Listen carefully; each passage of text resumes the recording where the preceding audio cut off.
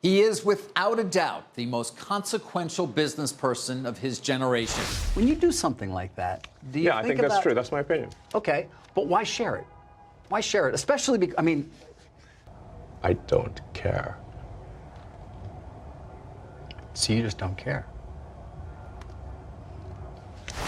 Elon Musk, known not just for his groundbreaking work in technology and space but also for his no-nonsense approach to media interactions, has made headlines with his confrontations with what he often refers to as woke reporters.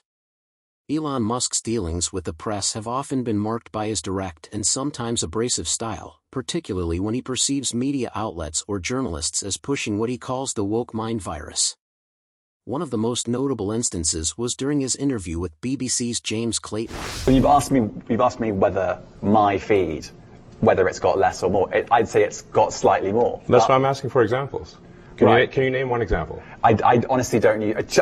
Honestly, I You don't. can't name a single example. I'll tell you why. Because I don't actually use that for you feed anymore. Because I just don't particularly like it. But you and said actually, a lot of people are quite similar. I only look at hang on a second. You said you've seen more hateful content, but you can't name a single example, not even one. I'm not sure I've used that feed for the last 3 or 4 weeks. And well, then how did you see that hateful content?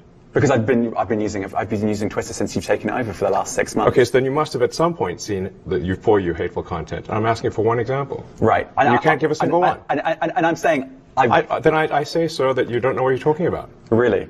Yes, because you can't give me a single example of hateful content, not even one tweet, and yet you claimed that the hateful content was high.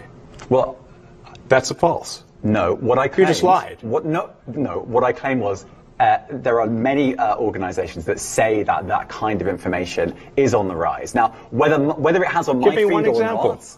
I mean, right, and literally if you look at something like the Strategic Dialogue Institute in the UK, they will say that. So look, people will say all sorts of nonsense. I'm literally asking for a single example, and you can't name one. Right, and as I already said, I don't use that feed. But then how would you know that? I don't think this is getting anywhere. You literally said you experienced more hateful content, and then couldn't name a single example. Right, and as I said, that's absurd. I haven't actually looked at that feed. Then how would you know there's hateful content? Because I'm saying that's what I saw a few weeks ago. I can't give you an exact example. Let's move on. We only have a certain amount of time.